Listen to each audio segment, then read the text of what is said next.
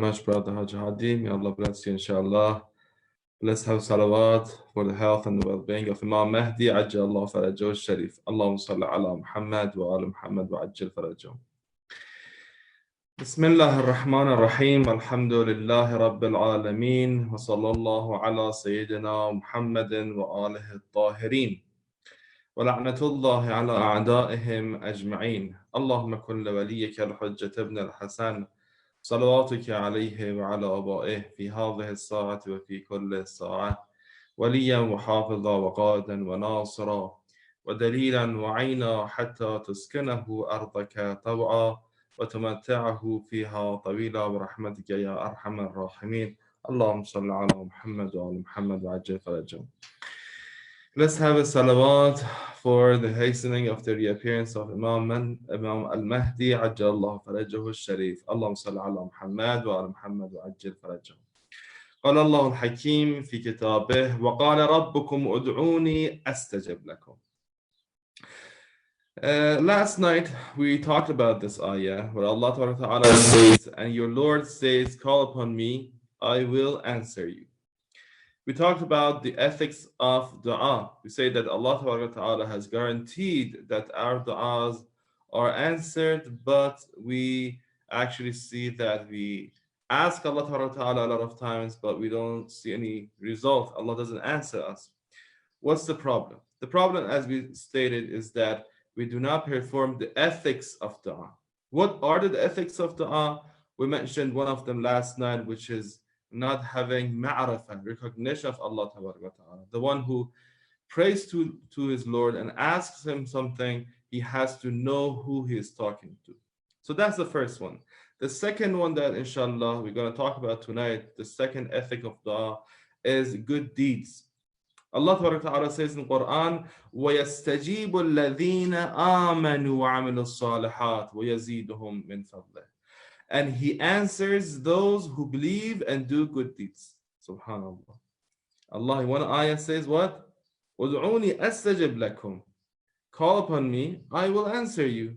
In another ayah, Allah explains that. He says, وَيَسْتَجِيبُ الَّذِينَ آمَنُوا وَعَمِلُوا الصَّالِحَاتِ.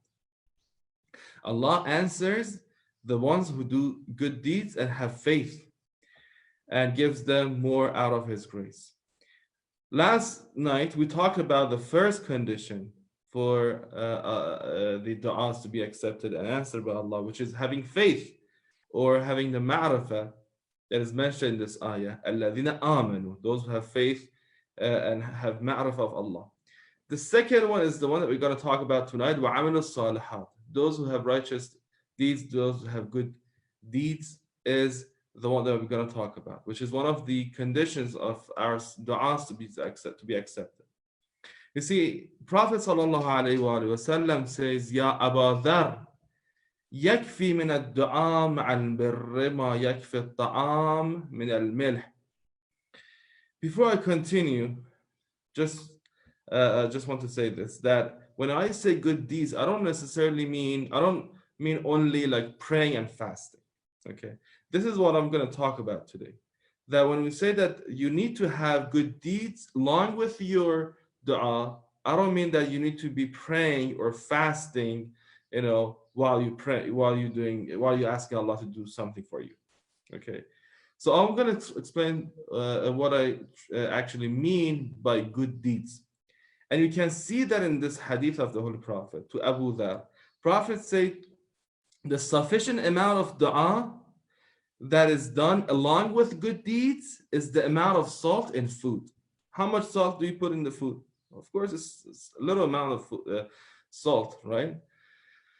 Prophet said the sufficient amount of dua that is done along with ma'al bir, along with good deeds, is that amount. Meaning that you don't have to pray 24 hours. You have to pray, of course, and ask Allah Ta'ala to help you, and then have good deeds. You see? And then Prophet ﷺ continued by saying, Ya Aba Dhar, مَثَلُ الَّذِي يَدْعُو بِغَيْرِ عَمَلٍ كَمَثَلِ الَّذِي يَرْمِي بِغَيْرِ وَتَرٍ. The example of the one who calls upon Allah Ta'ala without action is the example of the person who has a bow and throws without bowstring. You see what a beautiful example, subhanallah. Prophet says, if you ask Allah Ta'ala, if you do dua without action, it is like الَّذِي يَرْمِي بِغَيْرِ وَتَرٍ, the one who has a bow and throws it without bowstring. What would happen? I mean, the arrow wouldn't go any further, right? It would just fall off. Meaning that when you do dua, when you ask Allah Ta'ala to give you something, but you don't act upon your request, your du'as would not be answered by Allah Ta'ala. You need to act upon your request. You see, dua means a request. When you're asking Allah, Ya Allah, please help me to get good grades in school, right? You're asking Allah Ta'ala, you're making a request. When you make a request, it means that you want that thing to happen. You want that thing to happen, right? You want it to happen, not that you wish that to happen. There's a slight difference between these two. Sometimes, I'm sitting in the house, right? I'm sitting on a chair, and I say, I want to eat food, right? I want to eat food. When I say I want to eat food, people will expect me to get up, go to the kitchen, prepare food, and eat the food that I want, right? Because I said I want to eat food. I want it. But when I'm sitting down and I say, I wish I could eat food, right? People would not expect me to get up and prepare food for me. They say, this is a wish that he has. You see, making a dua is not making a wish. It's saying that, Ya Allah, I want this to happen. You're not saying that I wish this to happen. So when you want something to happen, you act for that. You go ahead and act upon that thing, and you make that happen. When you're asking Allah Ta'ala to do something for you, when you're doing dua, supplication, you're not asking him to do miracles. This is unfortunately a misunderstanding that some Muslims have, that when they are doing dua, they're asking for miracles. No, you're asking Allah Ta'ala to help you on your path, to help you to achieve your goal.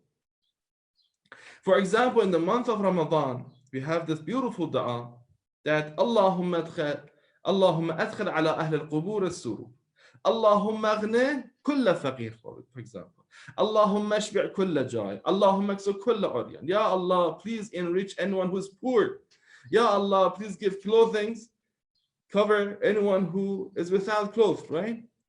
When you're saying this beautiful dua, Allahumma aghni kulla faqir, with a very humble voice, right? Allahumma aghni kulla faqir, and a poor person passes by you and says, yeah, I'm poor, please give me some money. And you say, no, go ahead, I'm asking Allah to give you money. Does that make sense? No.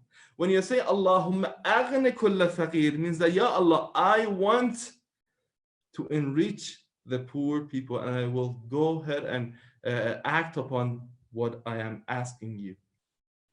And why am I asking Allah? I'm asking Allah Ta'ala to help me. Ya Allah, give me good grades, for example, in school. You work hard towards your goal, and He will help you. We're not asking for miracles. There's a hadith from the Imam Hadi alayhi salam, and also from Imam Rida alayhi salam, that some people came to them. A person, for example, came to him, to Imam Hadi alayhi salam, and it also happened to Imam Rida alayhi salam. Someone came to them and said, look, I need money, I'm a beggar, I'm poor, and I need money. So Imam alayhi salam just took a handful of dust and turned it into gold and gave that to the person, and he left. Now, the same Imam who suffers from economic problems turns dust into gold. Think about that. What does that mean to us? Imam Amir al-Mu'min salawatullah alayhi could have done that, but he was poor. Imam Hussein alayhi salam on the day of Ashura, he could have killed all those people who were trying to kill him if he just wanted to happen. He has wilayah takwiniyah, right? He could do miracles, but he didn't. What does this tell us? It tells us that this world runs by the law of cause and effect. It runs on the law of cause and effect. You become sick, God forbid. You become sick, you go to the doctor, he gives you medicine, you take the medicine, inshallah it has a positive effect, and you get healthy. There is the law of cause and effect in this world. And Allah Ta'ala is not going to make miracles all the time for you. Yes, miracles happen. I'm not saying that miracles do not happen. Of course, miracles happen, but they happen rarely whenever Allah wants to happen. But when you're making dua, you're not saying, Ya Allah, by miracles, send $100,000 to the poor people. No, you're asking Allah, Ya Allah, I'm going to move towards my goal, which is to reach the poor people, and please help me on my path. Now, some of you may have this question that if we have to act upon our request, and when we make a dua, we should do something for that to happen. So why should we make dua anyways? If I am the one doing the action, why should I ask Allah Ta'ala? Why should I make the dua anyways? I'm doing it, right? The answer is that, as we mentioned on the night of 23rd, when we talked about the reality of supplication, we say that the reality of supplication is what? Is a confession, right? We are confessing to Allah Ta'ala when we are making dua that, Ya Allah, I am in need and you are the one who can give me strength and power. When you're asking Allah, when you're making dua, you're confessing that, Ya Allah, I want to move towards my goal, but I know that if I can achieve my goal, it is by the strength that you give me. It is by the power and the tawfiq that you give me, right? So this is the role of dua in our actions. So number one, when we make a dua, we're not asking for miracles. We're asking Allah Ta'ala to give us strength and power. I remember my cousin, she studied very hard to get into university. You know, in Iran, the youth have to take a test. They call it concours. It's like a SAT test. So she's a genius, of course, and she studied a lot. And she got almost the best score in the concours or that test in the whole country of Iran. But before getting into the university that she wanted to get into, she unfortunately became paralyzed. And until now, she's paralyzed and she couldn't continue her studies and she can't even talk now. So this is when we say we need to do dua. We don't mean that you need to sit home and do nothing and wait for Allah to make things happen. No, we act upon that, but we ask Allah, Ya Allah, if you want, you can stop me whenever you want to. You can paralyze me whenever you want to, but please help me to move forward. Every moment, the strength that we have is coming, but is created by Allah, is given to us by Allah Ta'ala. And we ask Allah to continue giving us that strength and power and tawfiq to move forward. How many times you've decided to start a project? How many times you've decided to pray Salatul Layl? How many times you've decided to read Quran, at least a chapter a day, but you haven't been able to do so? You see, so dua. So you move towards your goal and you ask Allah. You see, if you understand the concept that I explained to you now, you can easily answer one of the common shubha or accusation against Islam, or the doubts that the atheists bring up against Islam.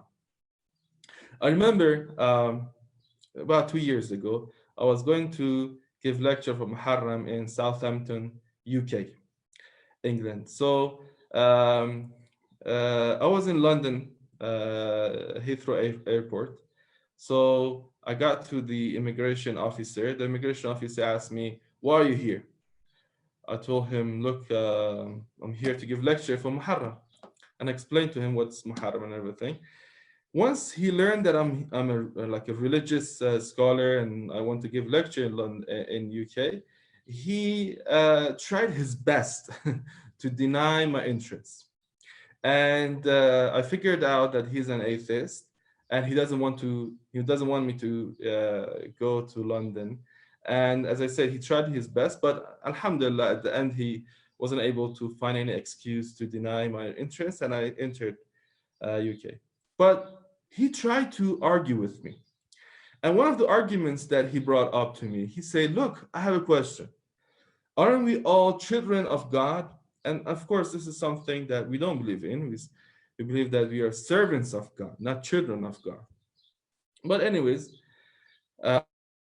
with him, but he was trying to do so. So anyways, he said, we are children of God, and any good father, any kind father, any good father would not let his children to fight and kill each other, right? But we see that people are killing each other. There are a lot of wars and battles, and Muslims killing Christians, and all these things are happening in the world. So there's no God. If there was a God, he would have stopped people from what?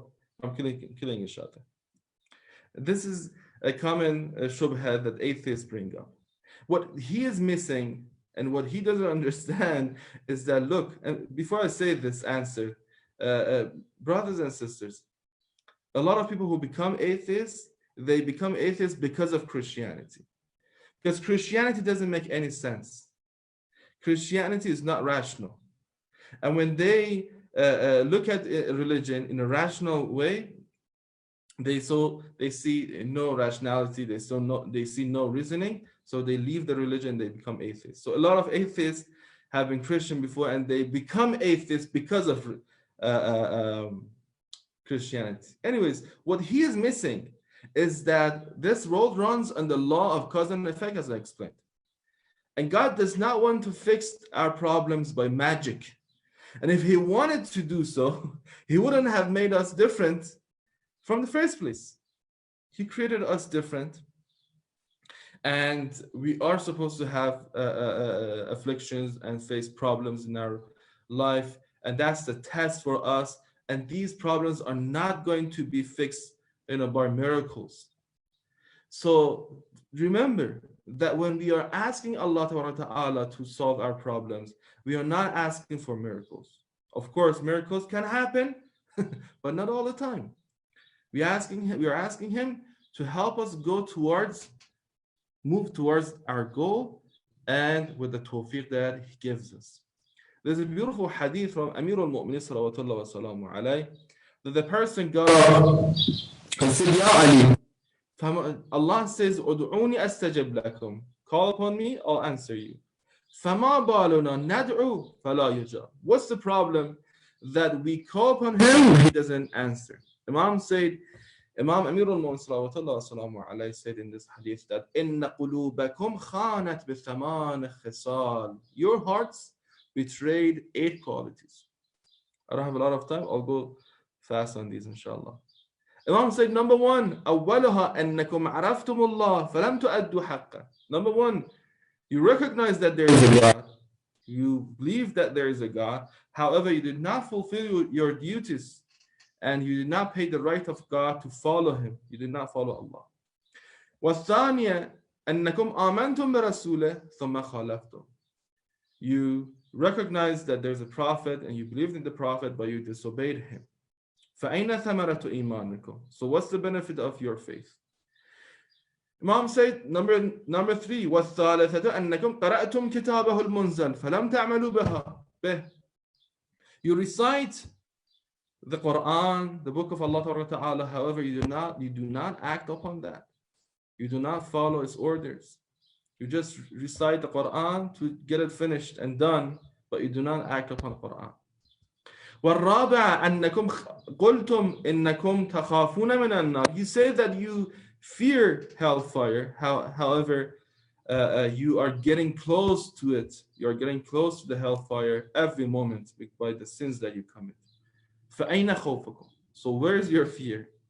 Number 5, Imam said, أَنَّكُمْ قُلْتُمْ تَرْغَبُونَ فِي الْجَنَّةِ. Imam said, you say that you're interested in heaven, however, your actions are just distancing you from the heaven every moment. So where is your interest? فَأَيْنَ رَغْبَتُكُمْ فِيهَا. Number 6, أَنَّكُمْ أَكَلْتُمْ نِعْمَةَ الْمَوْلَى وَلَمْ تَشْكُرُوا عَلَيْهَا. You ate the favors of Allah Ta'ala, but you did not thank him for that. Number 7, And Allah amarakum bi'adawat al-shaytan. Allah ordered you to take shaitan as your enemy, but you took him as your friend without disobeying him. And number 8, أنكم جعلتم عيوب الناس نصب عيونكم. You mentioned the defects and the sins of other people, and you have the defects and the sins of other people in front of your eyes. However, عيوبكم وراء ظهوركم. And you never pay attention to your own problems and your own sins and your own mistakes. You always look at other people's mistakes. You always blame others. You condemn and blame someone who is more worthy of blame than him. فأي دعاء, Imam said, فأي دعاء يستجاب لكم مع هذا. Now that you have all these 8 bad qualities, how do you expect for your du'as to be answered by Allah Ta'ala? وَقَدْ سَدَدْتُمْ أَبْوَابَهُ. You have closed the doors and the path of dua. فَاتَّقُوا اللَّهِ. So fear Allah Ta'ala. وَأَسْلِهُ أَعْمَالَكُمْ. And have righteous deeds. وَأَخْلَصُوا سَرَائِرَكُمْ وَأَمِرُوا بِالْمَعْرُوفِ وَانْهَوْا عَنِ الْمُنْكَرِ فَيَسْتَجِيبُ اللَّهُ لَكُمْ. Yes, if you do that, if you fear God, if you are sincere, if you do amr bil ma'ruf nahi an munkar, Allah Ta'ala would accept your dua and He will answer you. So the second ethic of dua that we mentioned tonight is good deeds. And by good deeds, as we mentioned earlier, we don't necessarily mean praying 1,000 rak'ah or fasting every day, or going to Hajj, or paying zakat and khums, which have to be done. Of course, these are things that we have to do. And as Imam Amir al-Mu'minin sallallahu alayhi said, the reason why your du'as are not accepted is because you're not doing these and you're not following the orders of Allah. Other than that, you have to act upon your dua. If you want a faqir, all the fuqara, all the poor people to become rich, you have to go ahead and take that money out of your pocket and give it to them. And lastly, if you remember, I have 1 or 2 minutes. I'm going to talk about this, which is, I believe is very important.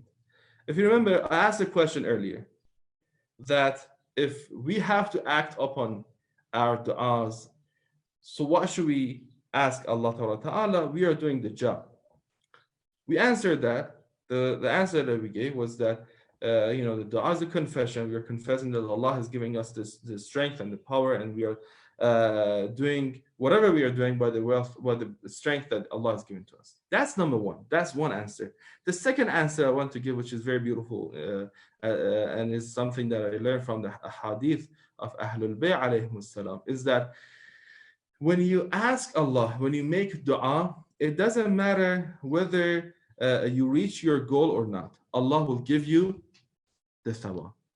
And we have that especially in regards to the muntadhirin, those who are waiting for the reappearance of Imam al-Mahdi ajjalallahu ta'ala farajahu al-sharif.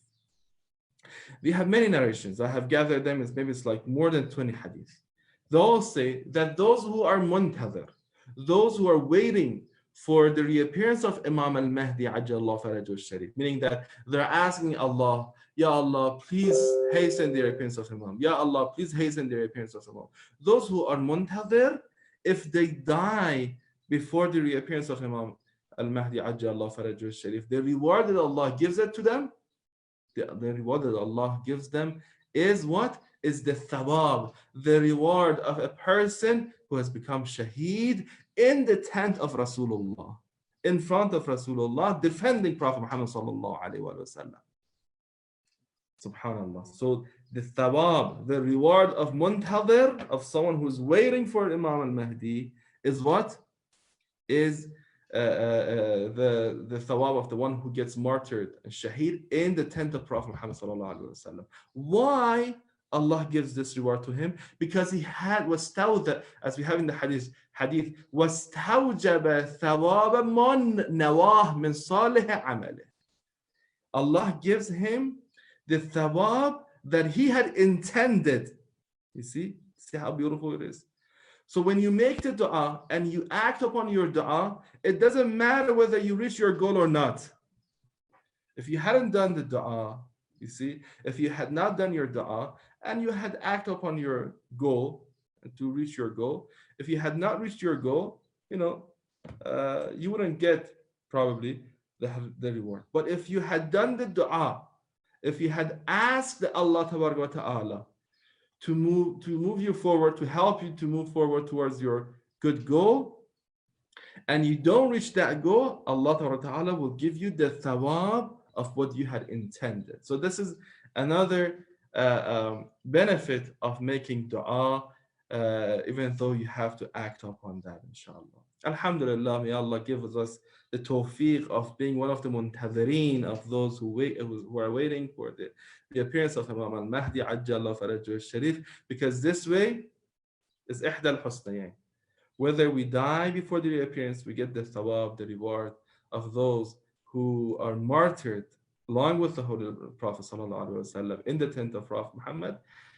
Or if we stay alive, Allah keeps us alive until Imam Mahdi Ajjallahu Farajahu al-Sharif reappears, we will have the blessing of accompanying him and being with him, inshallah ta'ala. Allahumma salli ala Muhammad wa ala Muhammad. Allahumma ajjal li waliyaka al-faraj. وجعلنا من خير أنصاره وأشياعه وأتباعه والمستشهدين بين يديه. Ya Allah, please raise our recognition, ma'rifah of the Imam of our time. Ya Allah, please cure those who are sick. Ya Allah, please help us to stay on the right path of Ahlul Bayt alayhimus salam. Ya Allah, please accept our prayers, our fasting. Ya Allah, please save us from the hardship of the first night in the grave, the barzakh and qiyamah. Ya Allah, please give us the tawfiq to worship you and recite Quran in this holy month of Ramadan. And also, Ya Allah, please give us the tawfiq to do the ziyarat of Amirul Mu'mineen alayhi salatu wassalam and Imam Hussein alayhi salam very soon. Wa sallallahu ala Sayyidina Muhammadin wa alihi al-tahirin. Assalamu alaikum wa rahmatullah.